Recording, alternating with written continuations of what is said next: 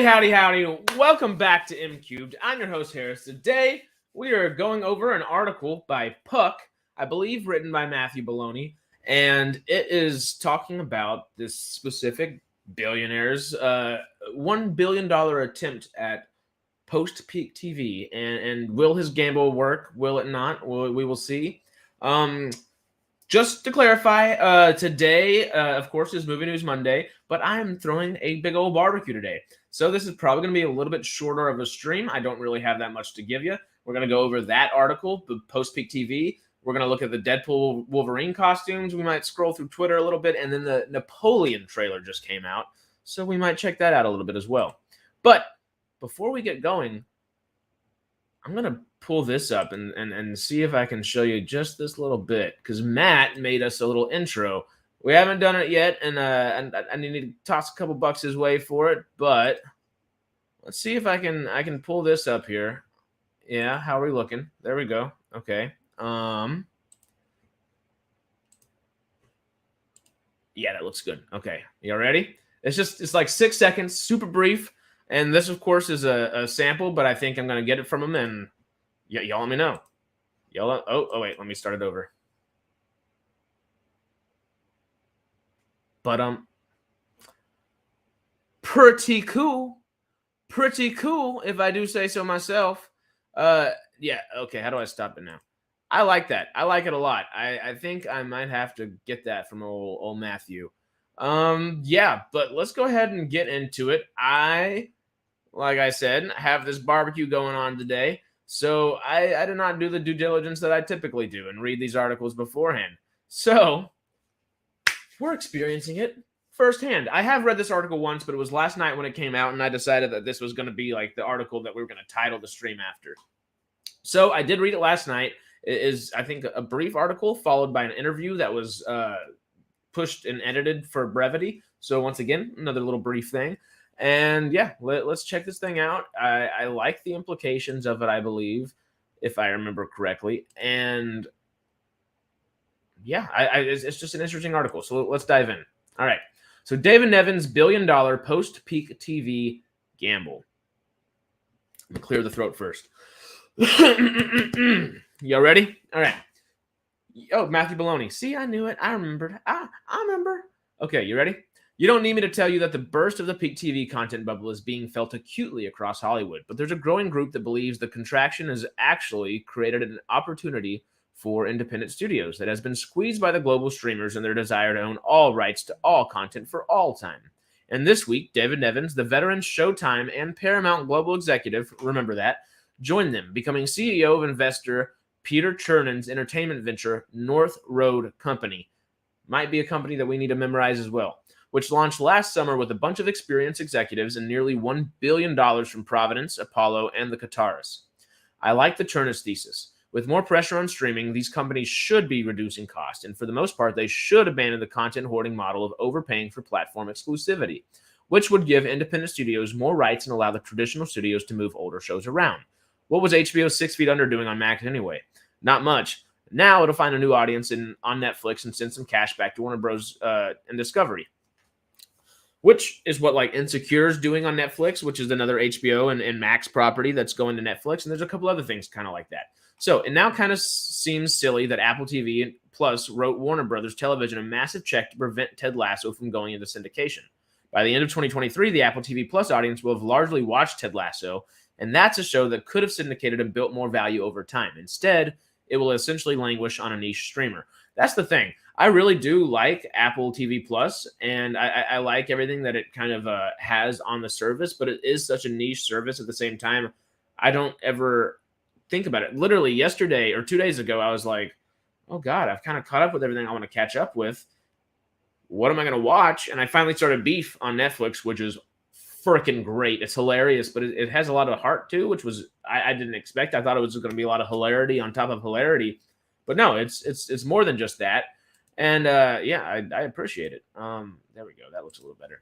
But yeah, let's continue on in this article because so far pretty interesting, huh? Huh? Oh yeah, one small paragraph left. Nevins is always smart on industry industry trends, excuse that, and he recently tried to buy Showtime from Paramount for $3 billion. So I figured he had worthwhile thoughts on this subject. I got him on the phone on Friday, and this interview was edited for length and clarity. All right. Any thoughts before we jump into the interview part of it? Because I'm in agreement with, I don't think streaming will. Netflix just ceases to amaze me with the way that they're capable of just throwing spaghetti at a wall and actually, I guess, making money off of things that stick and making money off of things that don't. I know they're in debt in some places. I don't know how much more they're making or how much better their cash flow is than their debt flow or whatever it may be. But it's amazing that they are capable of doing the things that these other streaming services are not. And I think part of that, of course, is because these other streaming services are legacy companies that are completely operated in an entirely different way. And Netflix, even though it has kind of changed the way it's operated a couple times over its tenure, it still is largely the same. And it's just kind of changed from, literally like DVD over mail to same thing, but a hell of a lot quicker because it's instantaneous. And, they don't have to make the deals that they had to make back then. And I feel like a deal comes easier to them than a lot of these other companies, which is why a lot of like Warner Brothers stuff is going to Netflix right now. I mean, they're licensing out shows prior to tossing the shows that were on Warner Brothers or HBO and Max and whatever those little different sites are. Little different sites, big different sites. They're tossing those over to Netflix now, which is wild because not truly the writing was on the wall because Sweet Tooth is a Warner Brothers property. It's a DC comic, but it's not like DC like superheroes. I don't think it may be like ancillary or correlative, but I'm not positive on that one. Don't quote me. And same thing with Sandman. It's also a DC comic thing, and both of those are Netflix shows, both really good Netflix shows, I believe, as well. And yeah, it's interesting to see that happen. And for Showtime and Paramount, it's a whole different animal because Paramount's in the tank right now and is losing a lot of money, has lost a lot of money, and is continuing to lose a lot of money. Things could be on the horizon, especially with Mission Impossible, like in a week or two. But it's still iffy nonetheless. So if there are any thoughts, y'all let me know. I'm going to keep reading, and then I'll come back to make sure I can see everything. But yeah, if you have any thoughts, let me know, and let's just keep going with this article real quick. Matt Baloney says, so are you going to be greenlighting shows or traveling the world trying to find companies to buy and invest in? David Evans. Probably more of the latter. We'll have the ability to deficit finance, but I'm not going to suddenly greenlight a 10-episode, $100 million show without a distributor. We're not a platform. Could we greenlight a movie? Yes. Could we do slate deals? Yes. The fact that we have access to capital and creative talent will make us a great partner to distributors of the world. Interesting. Why do you think the next 4 or 5 years are going to be better for independents? A lot of people think the opposite, that companies like yours will be squeezed as the content ecosystem contracts and streamers hone in on profitability. It's the kind of deals I believe you're going to be able to do over the next several years. Streamers are honing in on what they actually need. Having been inside one of these companies, I think I understand pretty much how they think. I don't think they really need to own all the rights everywhere in the world in perpetuity. There's an argument to be made that it's better for content to travel, and over time, that's how you create Friends, or The Office, Seinfeld, Parks and Rec, It's Always Sunny, etc., etc., etc.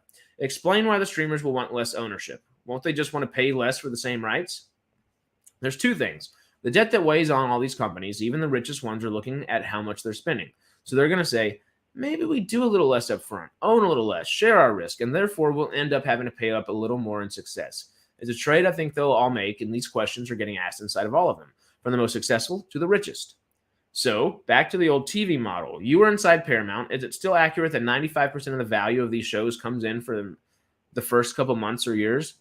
In the current system, yes. I believe a lot of the equilibriums in the system are going to get figured out over the next few years, whether it's Friends or The Office or Pretty Woman or The Godfather. The way things have life for years and years is by distributing it in different places over time. When will Netflix start to license? After a bad earnings quarter or two? I know all these questions are being asked inside. It's not just the license revenue they could be getting. Maybe they only need a show for a couple years. The last 4 or 5 years were early days. It's just lock it down. We have this new system. We'll pay up front. Honestly, it's a little bit of what the actors and writers are fighting about. Let's get back to a place where success gets rewarded. The very well-funded and experienced producers will be valuable to the platforms, excuse me. The other disequilibrium, God, you know the other disequilibrium in the system is efficiency. There's no reward for efficiency anymore. Totally. I've been saying that for years. The more you can spend, the better you are. Even if I can make it for $10 million, I'm better off making it for $14 million because I'm getting a percentage of the budget. That's a crazy disequilibrium. If I can make it for $10 million when you can only make it for $12 million, I'm better than you. I deserve a little higher profit. Yeah, better aligning the incentives would be better for everybody long term. The consolidation issue is a big one, though. Don't you fear that your company is going to lose buyers over the next 5 years? Yeah, but I believe both consolidation and deconsolidation are going to happen at the same time. How so on deconsolidation? We are very close. Don't worry, y'all. Sometimes assets are going to be more valuable outside that system than inside the system. And sometimes there's a disagreement. We're seeing it now with Paramount in a standoff over the price of BET. They believe it's a little more valuable than the potential buyer Tyler Perry believes, and he has a lot of leverage. Anyway, I do think this company is well positioned to take advantage. Some things are going to be better managed, better monetized in private hands than in public hands. What kind of companies are you looking to buy? There's a lot of talent and a lot of smaller productions who want to stay independent, but they want a little more heft. We're going to be valuable to talent that is looking for a little more independence and a little more ownership. And distributors are paying more attention to their upfront cash commitments. The HBO about face on licensing is a bellwether. I'll let you go, but in 5 years, does Paramount Global exist? Sorry, but you're not getting me to talk about Paramount. Funny little thing at the end about Paramount there, of course. But wow. Okay. Any thoughts on that, y'all? I've got a few. I think they're positive. I think they're positive thoughts. Anything to promote healthy competition within the industry, I'm a fan of. A little healthy competition is always good, and I think that's a good way of bringing back that small art house studio into a larger fold. And of course, there's like A24, there's Neon, there's Blumhouse for horror movies and stuff like that as well. And all three of those are just are peak examples of great stuff made in smaller budgets, smaller art house kind of things. Independent studios is probably the proper terminology for all that. And I think David Nevin's plan will help a lot of that, especially if his distribution company, I already exited out of the damn article. Oops. I think it was North Road Company. I think it was North Road. If North Road tends to team up with a bunch of these smaller independent studios and allows their films to reach a larger audience, I think that would be not only good for, of course, North Road Company and the different companies that they would be teaming up with, these independent studios, but I think it's going to be good for the film medium in general. I think it'd just be good for us moviegoers, us film lovers, and anybody that's just a general movie goer as well. It kind of brings back, oh, well, is this big blockbuster the next thing I'm going to watch? Or, oh, look, there's these kind of things I keep seeing commercials on. That looks interesting. I might go check it out. If it's the latter, that would make me very happy. I'd love more people just to be willing to go hang out in the movie theater. You know, it's a great place to be. I enjoy it. Any thoughts, y'all? Let me know down below real quick. I am going to. I told you I was kind of all over the place getting here this morning and getting everything ready for this barbecue later today. Let me see if I can find this Wolverine and Deadpool costume just on anybody's account. I'm thinking Collider's a good spot to start. Hugh Jackman suits up in classic X-Men Wolverine costume. There we go. All right. Let's add this screen on and let's check out Hugh Jackman and Ryan Reynolds as Deadpool and Wolverine. There we are. What do y'all think? I like it. I'm a fan. It's not perfect, I know.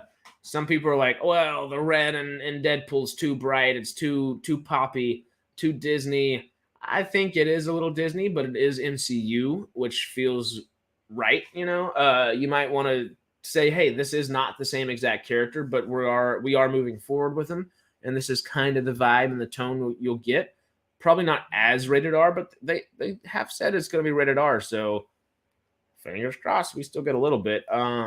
Wolverine here, though, I think looks great. I know people are, he needs his sleeves taken off, or, oh, the yellow doesn't look good. I think it looks great. I think if all the X-Men look like this in Deadpool 3,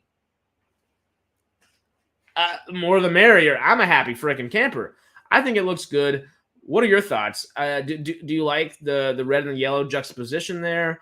I kind of want the yellow to have more blue hues on it, but at the same time, that navy is probably a little bit better, more realistic looking than yellow blue like Big Bird walking out. Like that wouldn't look all right. So I'm kind of excited. I think this is great. I'm pumped. I like the way it looks. Deadpool 3, from all the rumors that are coming out, we won't really discuss. We try to stray from rumors most of the time, but we'll dive into them every now and then. But we do try to typically stray from them. And the rumors I have heard about it, though, are pretty damn cool. I'll let you go find those yourself. But I think we're going to get a good movie. And with these two as excited to be in the places they are for it, I don't think there's anything that could make this film bad. As I was saying that, I realized there are many things that can make this film bad. They just started racing through my head. But I still have my not blind optimism here, but my general happy, optimistic self is looking forward to it in a very, very excited way. I think this will hopefully be even more of a return to form for MCU slash a good glimpse into the future if we're looking at how things are actually like. This is the first post-pandemic everything for Marvel. And even this, they announced it prior to that. They were probably getting the production schedule stuff ready prior to this pandemic and everything for this film. But I feel like this is really like one of those first big projects they filmed completely post-pandemic, and I'm excited to see what they've been able to come up with. Guardians 3 was a decent return to form. But the rest of the MCU right now has just felt lackluster in many ways, and I worry going forward if it continues to feel like that. I don't think it will. I think they got some good plans to make it fun, but I still worry nonetheless just because of what we've gotten the last couple of years. And you would have thought over the last couple of years there would have been some course correcting somewhere along the way. And maybe that's the issue. Maybe there was too much course correcting. We don't know. And maybe we won't ever. But this is the point where the only really thing I have left for today that I planned for was to watch this Napoleon trailer from Ridley Scott and Joaquin Phoenix. But I kind of want to scroll through Twitter real quick, and we can just kind of figure out if there's anything worth checking out. Let's scroll back to the top up here. I'm going to come back over to y'all's screen and make sure we're looking all right. Yeah, we're just going through Collider. So this is what I usually do Monday, Wednesday, Friday. I scroll through the Collider page over here. I scroll through Puck. I scroll through Deadline, Variety, The Hollywood Reporter, and I go through IMDb Pro on my phone and my computer, and I just find the best articles and find the best news. And that's typically what we cover. So, yeah, this is what I would typically be doing an hour and a half prior to the stream and the night before. But, of course, barbecue time. So we're doing it right now. All new movies coming to streaming this week. That's a good one. Does it keep me there? Okay, that means I have to remove this. Present. Oh, I have to stop that screen. Present. Oh, so this is not very efficient, actually. Because we got to go in and out, in and out, in and out. But let's see. Wait. Coming to streaming already? Asteroid Cities is already coming to streaming? Release date July 11th? Tomorrow? On video on demand? Asteroid City? No way. This just hit theaters 3 weeks ago? No way. Oh, wow. Oh. After making a killing at the box office, that's good. Okay, I was wondering if it was coming quickly to streaming because it was not doing well in the box office. I know it didn't do great, but also I doubt it was that expensive to make. So, interesting. A Little White Lie. Friday, July 14th on Hulu.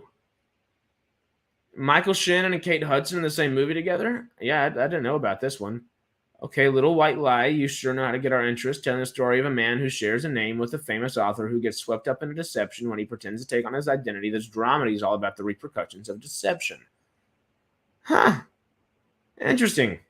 I don't know exactly what it's about, but sounds cool. Bird Box Barcelona, July 14th on Netflix. Yeah, I'm intrigued by it. I don't know if I'm going to end up watching it, though. I might. I may. We'll see. We'll see. Yeah, I'm iffy on it. I'm iffy. Chile 76. I don't know what this is, but just the tone of it already looks like it's looking for an Emmy or an Oscar or something. I don't know what it is. A smaller film on the list that is still worth checking out, Chile 76 takes place during the birth of Augusto Pinochet's dictatorship and follows the journey of Carmen as she goes to her summer home where she's overseeing its renovation. Interesting. Well, I might take my Oscar Emmy comment back a little bit because it is just a little small film, but that also might push it into that same category. Who knows? Gray Matter. What the hell is this? July 13th on Max, HBO Max.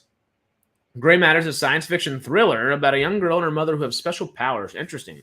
Specifically, Aurora can manipulate the world around her in a way that others want to control as they try to navigate their complicated and precarious existence. Darker secrets start to come to the forefront. Yo, that looks pretty interesting. I try that out. Any interest, y'all? From y'all? Any interest there? That looks pretty cool. Let's peek into the trailer real quick. I know HBO might not like us looking too much into it. Maybe we can start with a name. Aurora. So what's his name? Whose name? We're not playing that game. You want to keep secrets? And she'll be better in your mind. Oh. How about you stay out of my head and give me some privacy?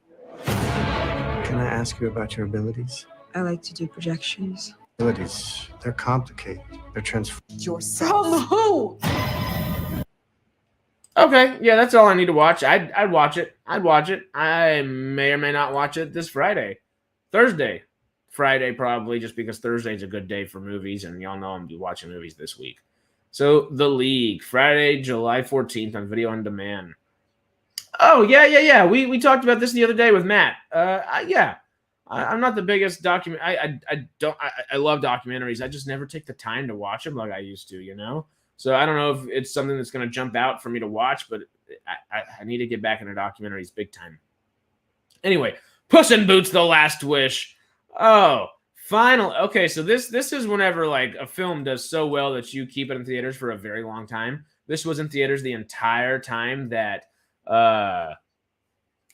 Avatar: The Way of Water was in theaters, so this had like just as good of a run. Didn't make that much money like that, of course, but it made a few $100 million, and it was excellent. Oh, David, what you're saying? Hi, Harris. You like your new start? Hope Matt put some music to it, like Wolverine's outfit. Have a great barbecue. Not very well today, so just going to chill in the background if that's okay. Of course, man. Yeah.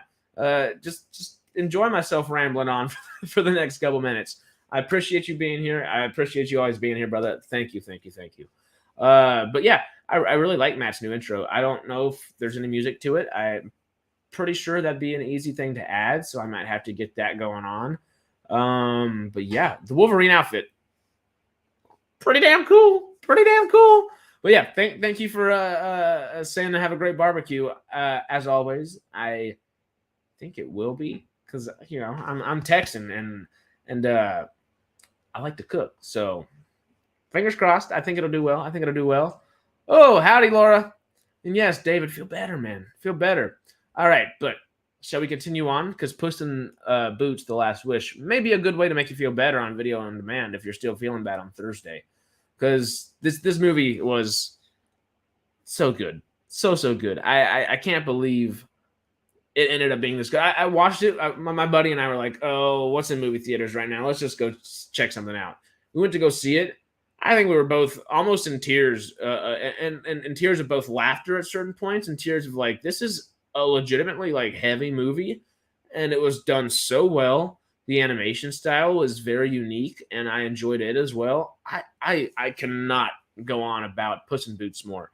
I if you haven't checked it out, I totally suggest checking it out. It's so good. All right, okay, let's keep scrolling.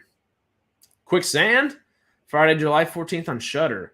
Ooh, I might be in a movie that we're trying to sell to Shudder in a couple months. So I do like to be on Shudder, and Skinamarink was on Shudder, and something else was on Shudder that I need to go check out. Also, there's that new, is it Ghost of something that Nick Cage was in? I like all of his fun, weird movies, so I'm gonna have to check that one out too. I almost said Ghost of Tsushima, but that's a video game. I think it's Prisoners of the Ghostland. I might be misquoting that. I think that's right, though. But anyway, I love me a good horror movie. No streaming roundup would be complete without the inclusion of at least one horror film, and this week it's the Shudder Original Quicksand. Ooh, Shudder Original and AMC Plus. I like that. That means quality all around. Well, Shudder doesn't necessarily mean quality, but that means great concept, and AMC Plus is where I think the quality comes in.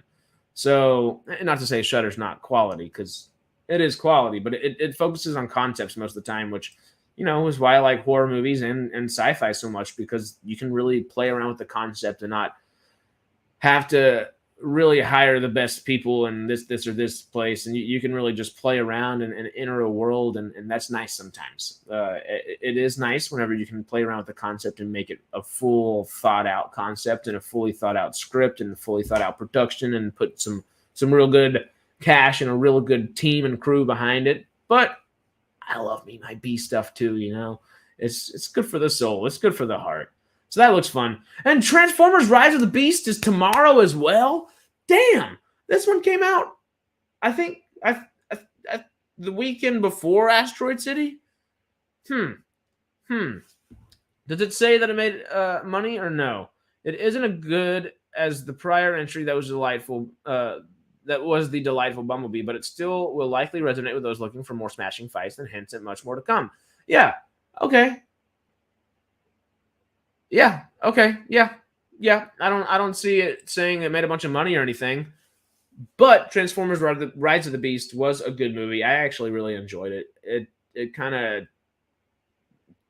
turned your brain off a little bit in the third act, just a tad. But generally, I thought it was a really good one. I had a good time with it. And if you haven't checked it out, this will be one to check out on streaming, of course. Vesper! No way! Friday, July 14th on Hulu. Oh, the Vesper casting, not the cast, but some of them, I think, but the Vesper crew follows me on Twitter. I follow Vesper on Twitter. They follow and subscribe to MCubed over here. They follow and subscribe to Sidetrek. Both MCubed and Sidetrek, I think it was our first collaborative video, besides, you know, the streams that we always do, was a review on Vesper. And it was really good. It's one of those concept sci-fi films that was given a good budget, was given a good cast and crew and team behind it. And damn, what they were able to put together is really interesting. It won't be for everybody. It's a little dark, but it's dark in a sweet way. It takes you a little bit to get to that sweetness, of course, but it is a decent little slow burn, and it's not like super slow burning. There's bits and pieces of things that keep you intrigued along the way. But the most intriguing thing, I think, is the world that they put together for it. It's awesome. It's dystopian in a lot of ways, but like not fully dystopian. It's like on the verge of becoming fully dystopian. It was cool. It's got a lot of great concepts. I kind of want to read what they want to say about it right here. A science fiction story about what comes after the end of the world. Vesper draws you into a visually vibrant world where a father and daughter must survive together against all odds. While it is low tech, it doesn't skimp on creating an enveloping atmosphere all on its own. You know, I don't think IFC will take us down for this, so I'm going to just play this trailer for you. I love this thing. You won't believe what I found. What is this? Seeds.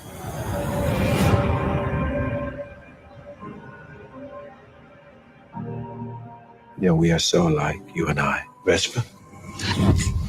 Because we won't let this world crush us.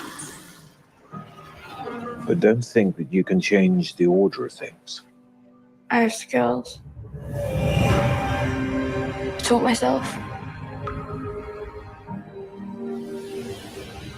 The Citadel likes control. If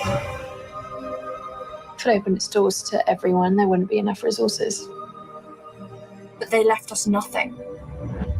I need to find a key to unlock the seeds.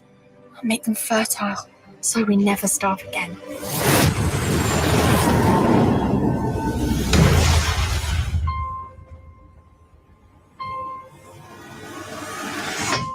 I'm Kamea. Vesper? She's not our responsibility. She's from the Citadel. She's taking us there. Let's go.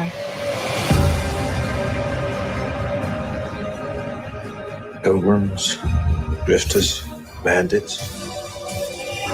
You have to be really careful who you trust. The Citadel will be ruthless. They can't stop me. Vesper, you can change everything.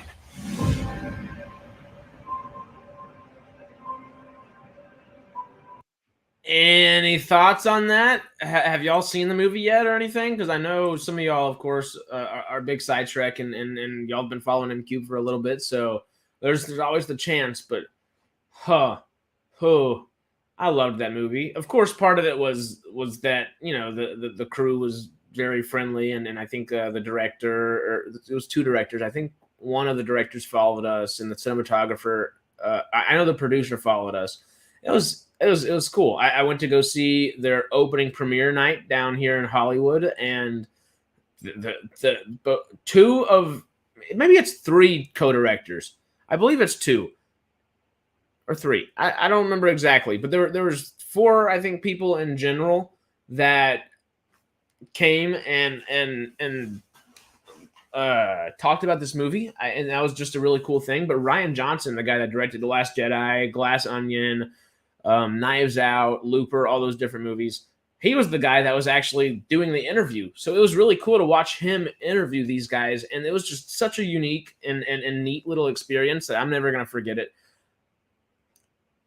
You know, I'm already forgetting who was all there, of course, but I won't forget the event itself. It made me really appreciate the film, probably more so than I typically would. But then again, I love me some sci-fi stuff, and this hits every little bit of sci-fi goodness that I typically look for, and I loved it. I really, really, really enjoyed this film. I think there's like a potentiality for a sequel. I'd love to see it. I don't know if they ever will, of course, but I know this Friday on Hulu, I'm watching this. Sorry, what was it? The little superhero movie? Gray Matter. I watched Gray Matter after I watched Vesper again, because Vesper is just so good. I really did love the movie. I loved the movie. Ooh, You Won't Be Alone. This is one that I meant to watch, and I never did. It's a folky horror movie. Sunday, July 16th on Peacock. Ooh. Sidetrack stream and then watch a little horror movie. That doesn't sound like a bad idea. Oh no, is my Wi-Fi being screwy here? Y'all let me know in the comments if my Wi-Fi is being screwy. I'm getting myself off of the Wi-Fi right now just to double check. Hey, it shows I just got another bar on Wi-Fi, so that has to be good, right? I think we're good. I haven't seen any delays or disruptions on my screen at least, so fingers crossed that's good. But yeah, okay. So the final thing before I leave y'all, I think today, I'm going to have to cut this one fairly short, is the Napoleon trailer and official trailer, Apple TV. I haven't watched it just yet. 2 minutes, 31 seconds, 2 minutes, 39 seconds. Sony, 2 minute 31, 3.8 versus 301,000 views. Let's go to the Apple trailer. And that's the one we'll do. I'm going to do this and share this tab instead. Okay, real quick. I just got to double check if y'all can see what I'm seeing. Y'all can see what I'm seeing? Let's do it. So I just figured out we could scroll through Twitter and do some stuff. I know how to do that next time. But let's do this thing, y'all. Let's watch some Joaquin Phoenix work his magic. We in the best we can be. Sounds about right. Let's do it.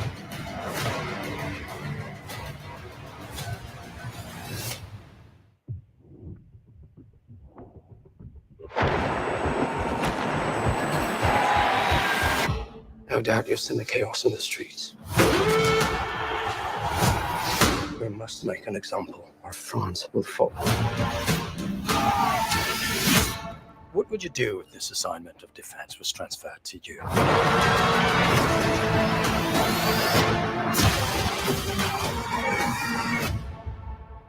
I promise you brilliant successes.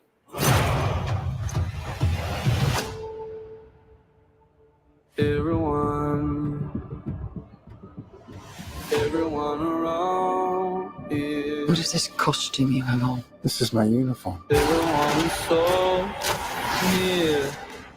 I led the French victory at Toulon. What is your name? Napoleon. As the course of my life just changed. Napoleon. I'm destined for greatness.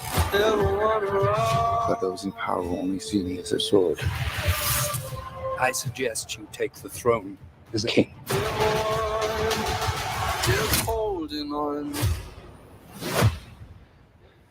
Shall we vote?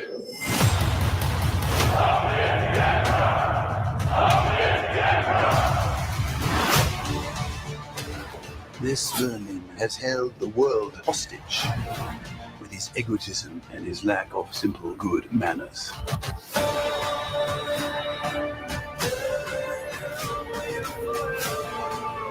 You think you're great.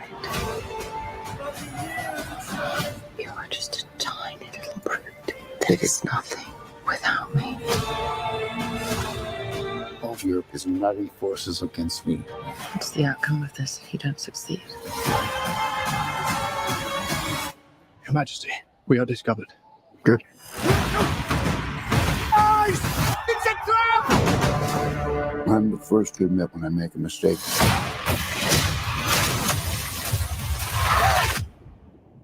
I simply never do.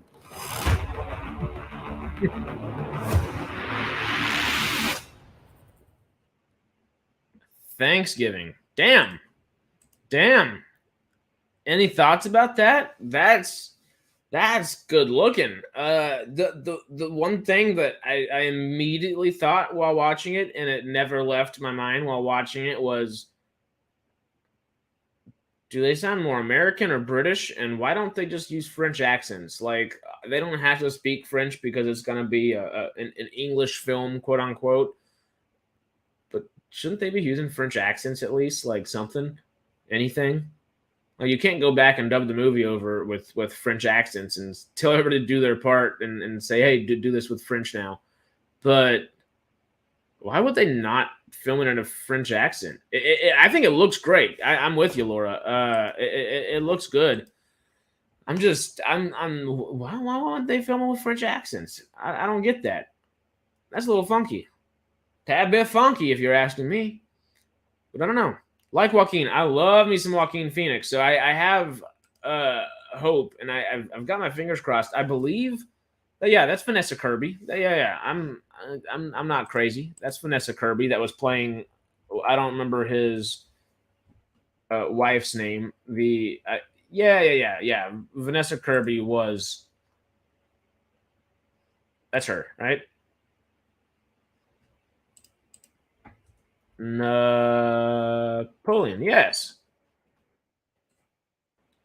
Yeah, okay. I'm just second guessing myself. No, totally her, and she looked good in it. I'm surprised they said a couple of those things in there, I guess, but you kind of have to get in the head of Napoleon. I would have thought they might save a little bit of that for the movie. But I don't think they gave away anything at the same time. I think that just kind of gives you a good feel for what will be going on. So I think that was a damn good trailer. I am a little hung up on the fact that nobody's speaking in a French accent in in a Napoleon Bonaparte movie. What? Josephine. Is that it? Josephine Bonaparte? It sounds right. I that sounds about right. I feel like I should know his history a little bit better because it is super intriguing. I actually really wanted to. I was writing something once, and I think I started to incorporate a lot of like French warfare into it, and it was really fun. I need to get back on writing that because sometimes you set things aside for a couple months, couple years, and these things happen, but. I got ideas, and that might give me some more ideas. Really inspire me to get back into it. Yeah, that's pretty damn cool. That's pretty damn cool. But that's all I've got for y'all today. I do have one joint right here. Shall we do a smoke stream to end it? Or should we just pick it up back tomorrow? Real quick, while y'all are in here. Lord David, what are y'all thinking? You don't have to respond if you don't need to, David. I know you're feeling bad. A good French accent is hard to pull off. A good French accent is very hard to pull off. But don't you just have to say croissant a bunch of times, you know? Like, I don't know. Wait. Talking about foreign language, do you or Laura have a top 3 foreign language film? You don't have to answer now. Do it later if you want. I'm on the spot. I have to answer now, David. I'm kidding. No. I think my favorite foreign language film is actually a French one, and it's an old one. It's Fantastic Planet. I love Fantastic Planet. I adore Fantastic Planet. It's probably one of my favorite sci-fi films ever, and I think it's kind of the reason better to skip the accent than botch it. Hey, but if they're being paid that type of money, they can afford an accent coach. They can afford dialect coaches. Or it could be part of the budget. I don't know. You can't make a movie about Napoleon. You can make a movie about Napoleon Bonaparte without a French accent, but like, why? I don't know. Because Joaquin can do accents well. He changes his vocal inflections for everything he does. Obviously, it's all similar, but he does change his vocal inflections. And he could do the same with dialect. I think he's a phenomenal actor, a phenomenal talent. But yeah, I don't know. I don't know.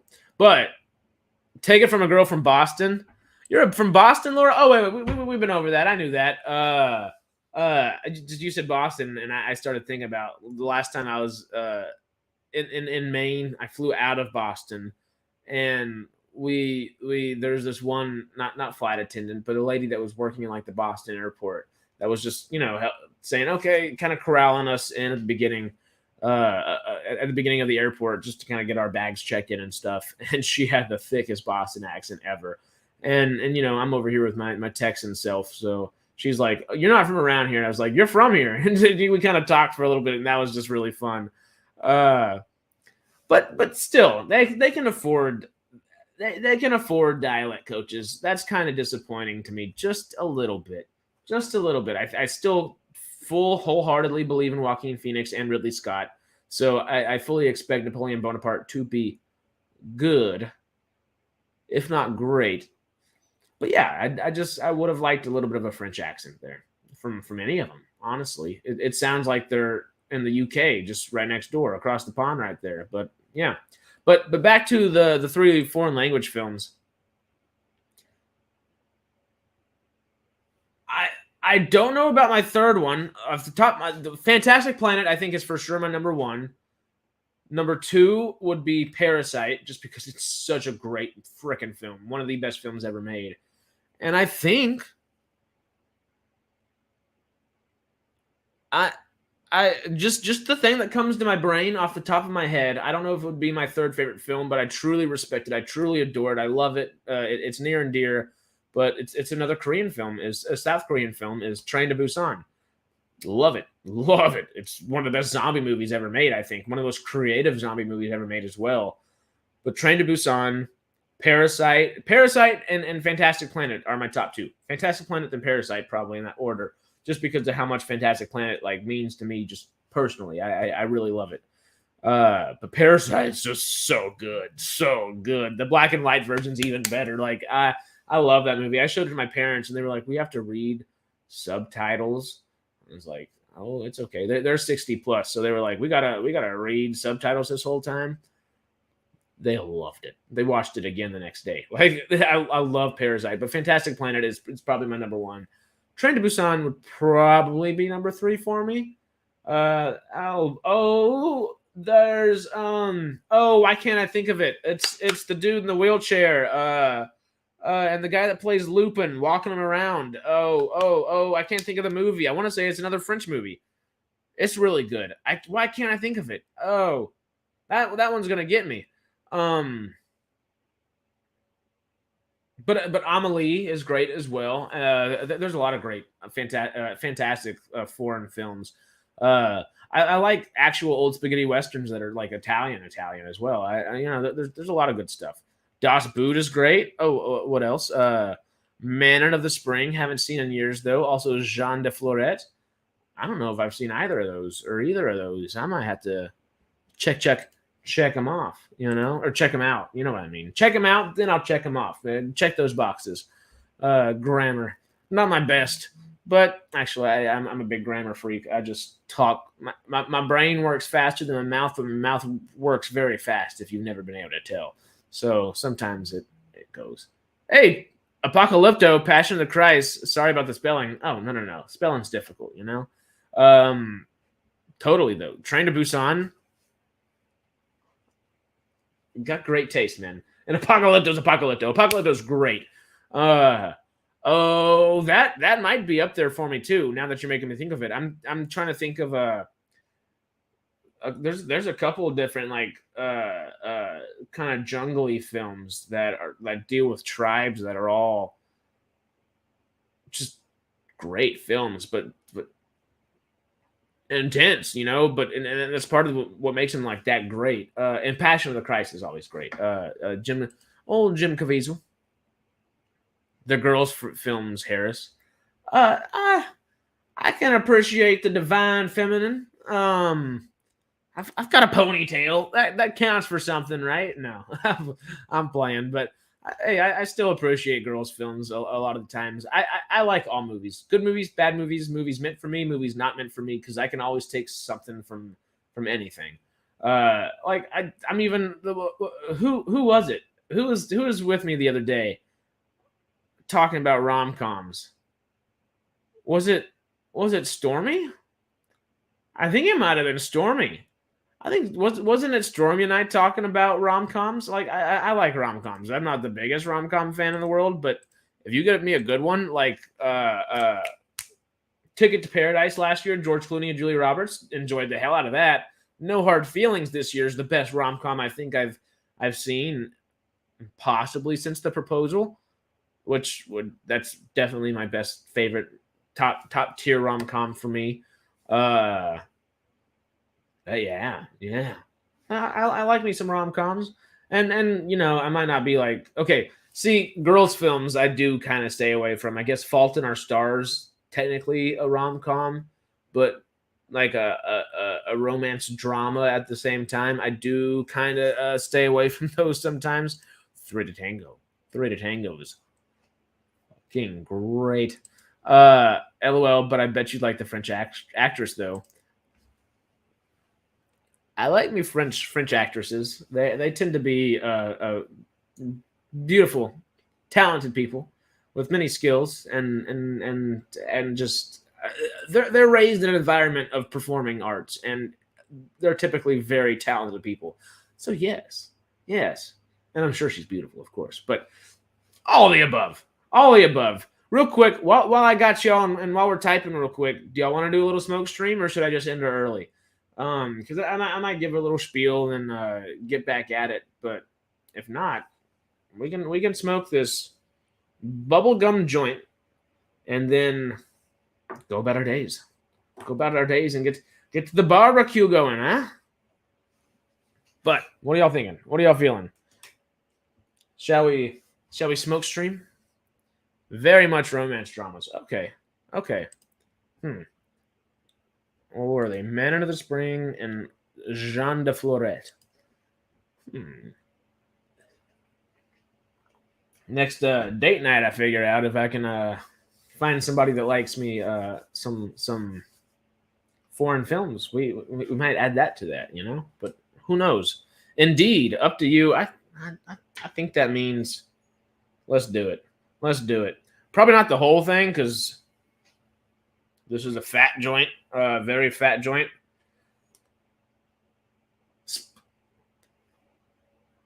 Which makes me think, should I smoke the giant fat one by myself right now? Because the reason I got this one for free for buying the smaller jar of 5. I'm gonna smoke the smaller, one of the smaller ones out of the jar of 5. But I do like this bubblegum shooter. So actually, I'm not leaving y'all for a second without anything fun going on. Ooh, actually, music's more fun than just a 30-second timer, right? I'm gonna go music. Let's go music. Into space. Let's do lo-fi. No, let's do rock. I like some rock and roll. Memento.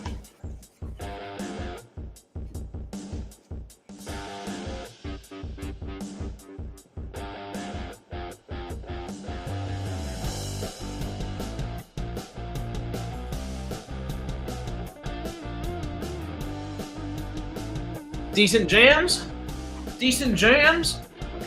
Honestly, we can kind of do this. How's my voice level? Is my voice level all right with this music in the background? We might jam a little bit while we smoke stream at the end of this thing. Decent level, y'all.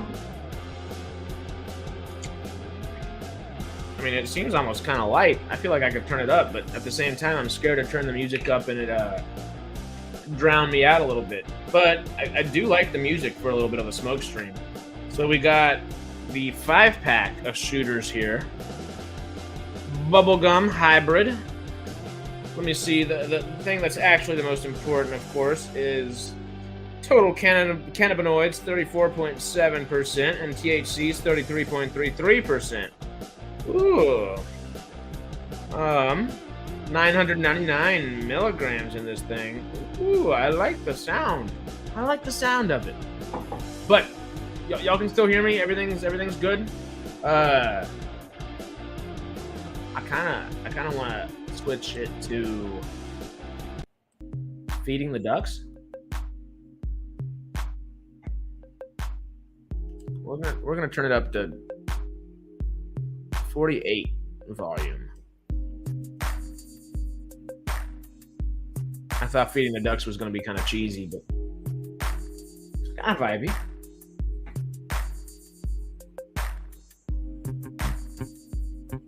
How about daydreaming? Now I'm just playing around with this stuff. I'm gonna light this joint, y'all.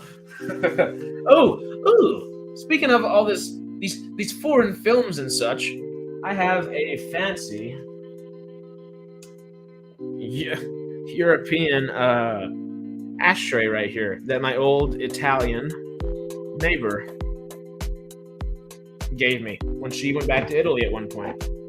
It was just for a brief little trip. I should have gotten another one while I was there, because when she moved back to Italy, I helped her move in, and whew, that was fun. That was a lot of fun. Don't know about Laura. I'd be worried if he smokes the big one, he will set himself on fire at the barbecue. Yeah! It's a possibility. The good thing is I'm only doing, I usually do, whenever I do my monthly barbecues, I do 2 racks of ribs, and then I'll do like a big old brisket or a big old like shoulder roast or a big old chuck roast. And hell yeah. And getting my own stash. Ooh, smoke time. But yeah, usually I'm pretty consistent with it. Brisket / chuck or shoulder roast, sometimes bottom of the round, but typically shoulder or chuck or brisket. The brisket always sells well, you know. I'm not actually selling anything, of course, you know what I mean. But today I decided to do something a little different. I have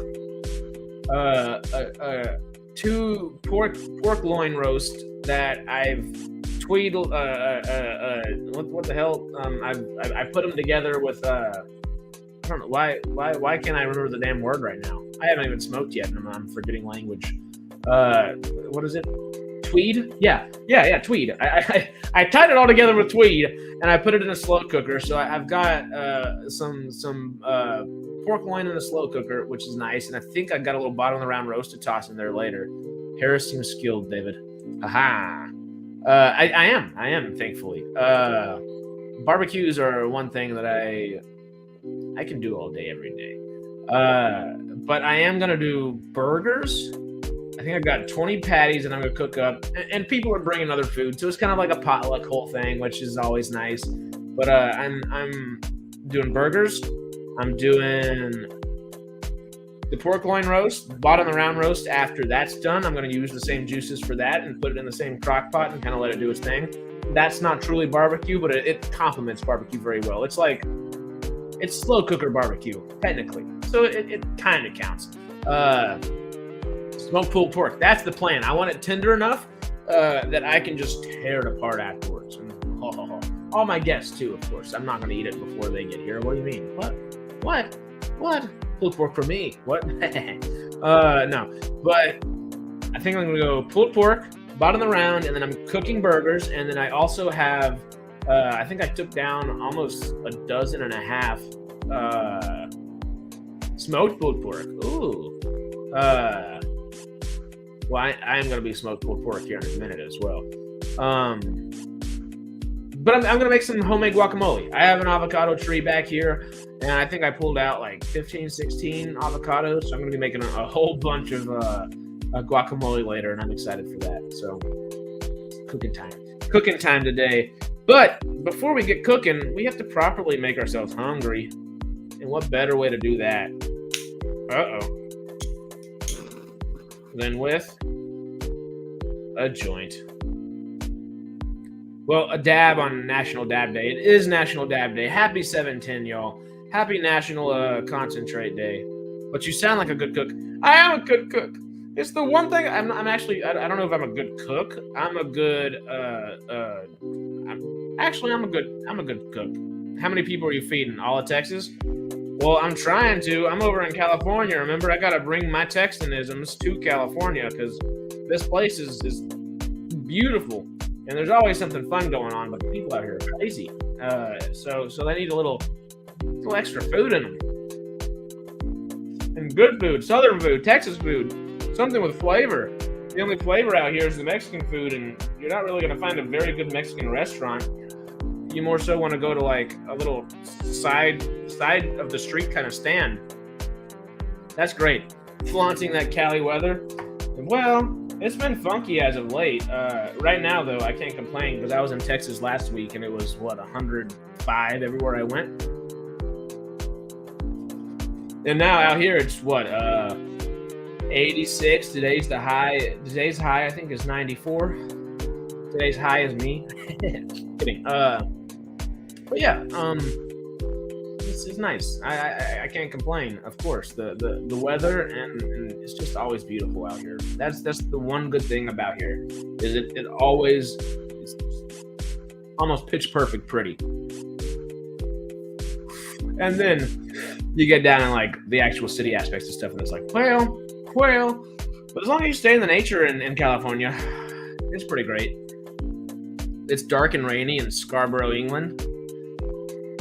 Isn't it always dark and rainy in all of England? I'm kidding. I know it gets pretty there, but that's the one thing that's kept me from. Not the one thing that's kept me from visiting. There's 1,000 things that kept me from visiting.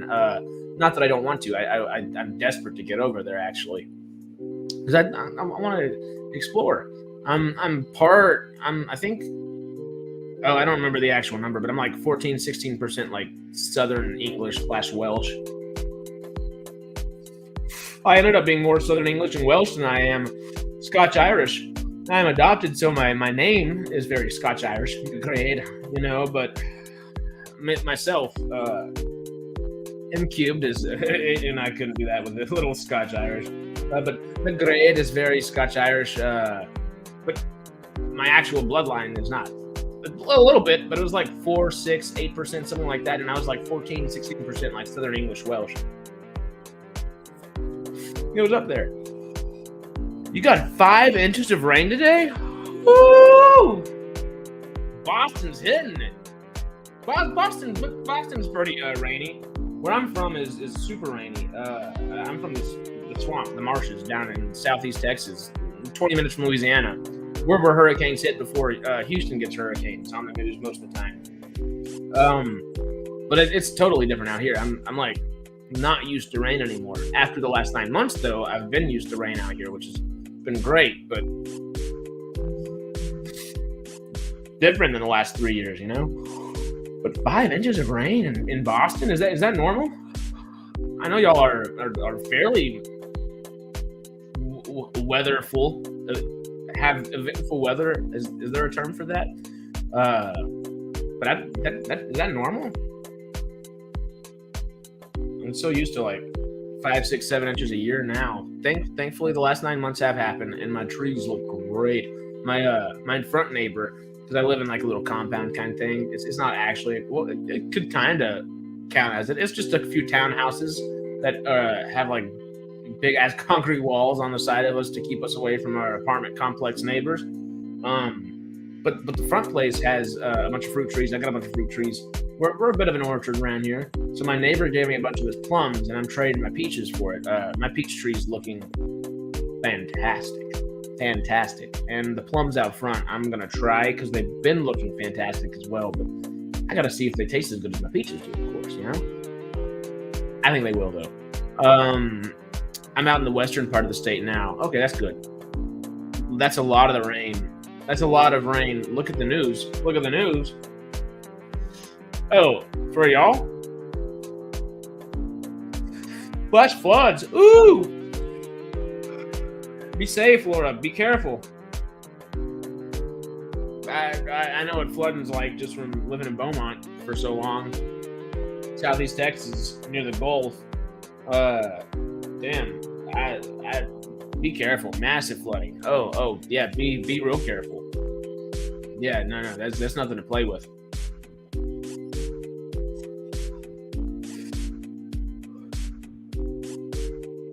Lordy. Yeah. No. Floods are fun in their own way, but they're also terrifying. The afterward is fun. If you didn't get flooded, then it's kind of fun because you can get a boat and go around. But while it's going on, that shit is absolutely terrifying.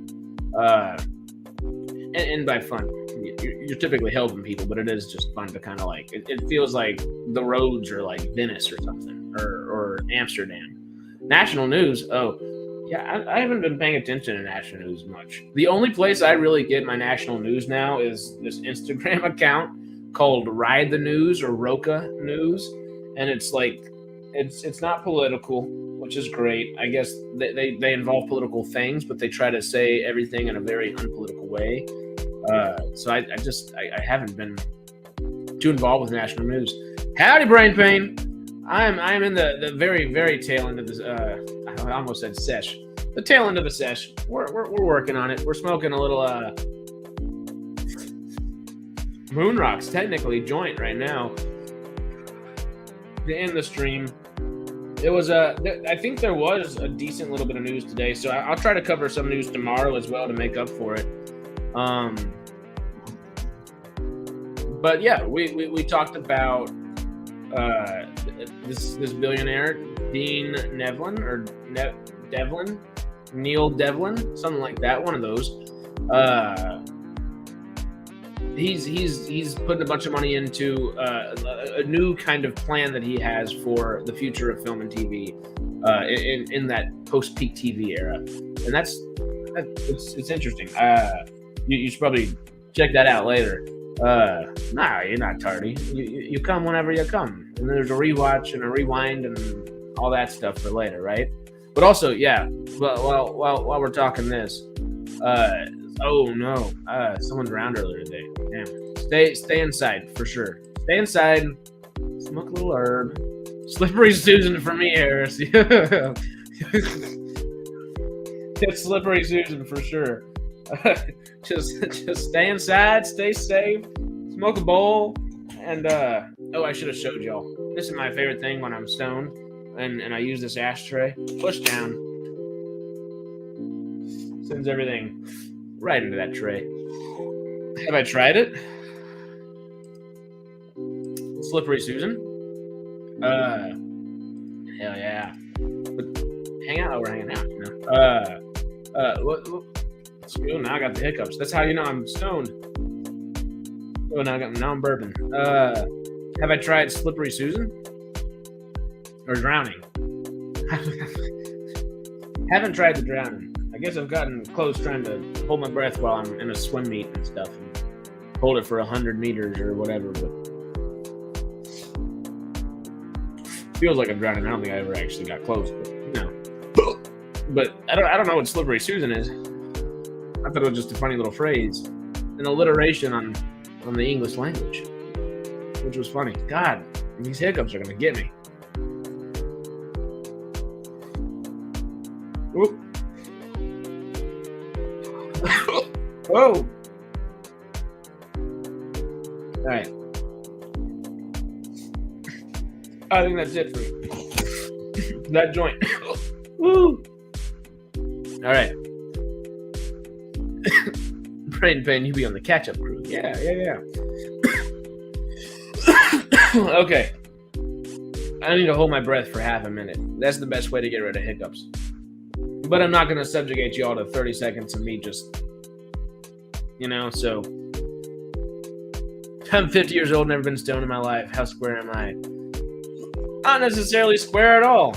I don't know how prevalent the herb is up in the UK, but hey, maybe one day you'll venture over to Amsterdam and try it. But there's no pressure to ever, of course.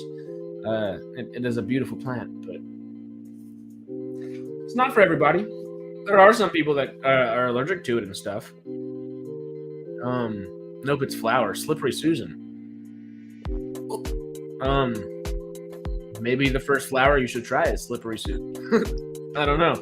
No, I haven't tried it, but it sounds cool. Yeah. The herb's a beautiful thing, but it's not for everybody. It's good to think about it like a glass of wine. It's trying to norm. Oh god, these hiccups are killing me. But it's good to try to like normalize it like that, because it's something just about everybody does.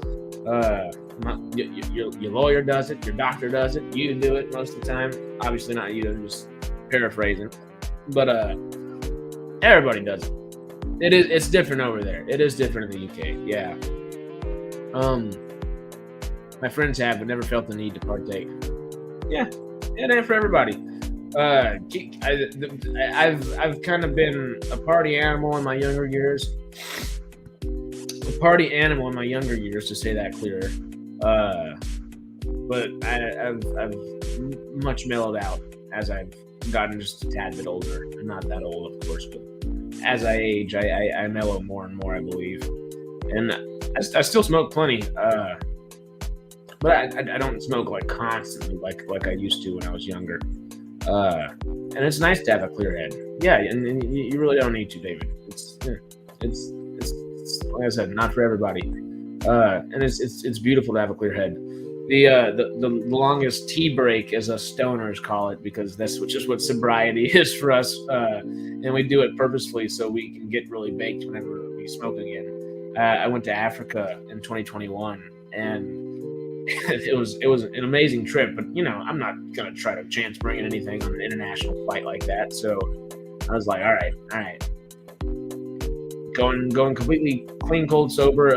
I'd stopped smoking cigarettes at the time too, so I wouldn't even smoke any like the tobacco that everybody was smoking there, because I was just like, nope, clean, cold, sober this entire time, and that was amazing. It was, I think, a little over 21 days, 22 days, something like that, 3 weeks.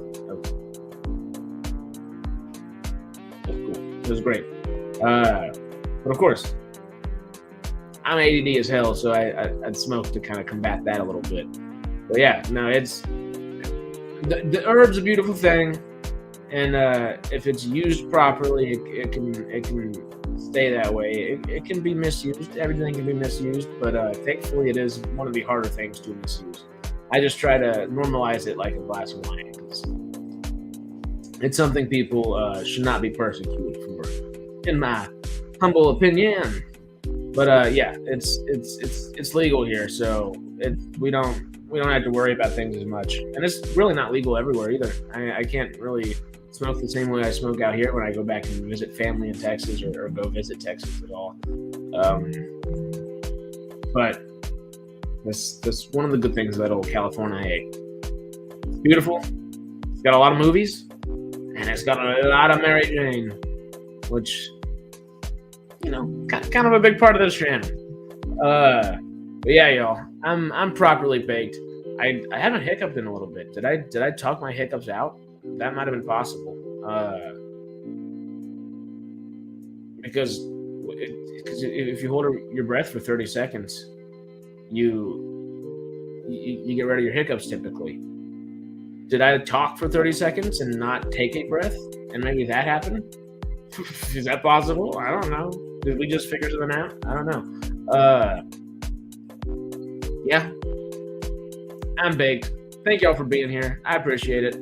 I could have made a fortune if I sold this stuff, being the only person of color in my local rock club. Anyone who didn't know me would ask. Could have been a millionaire by now. You know?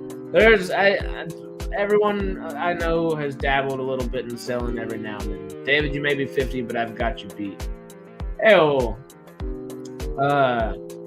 Well, thank y'all for being here. Y'all know I love y'all. Y'all are the best. I appreciate it every time y'all come make the journey to the old MCubed.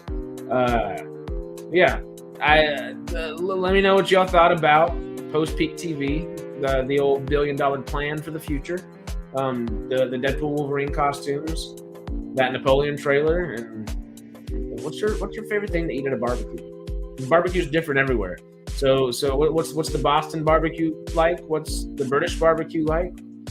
You know, my favorite thing's typically ribs, brisket. That's why I'd cook it, but I'm going a little bit different today. But burgers are also a great barbecue thing. So what's your favorite thing? Like, subscribe, hit that notification bell down below. Thank you all again for being here. Come back to MQ for more movie loving goodness. I'm gonna see you all in the next one. Adios. I like this music.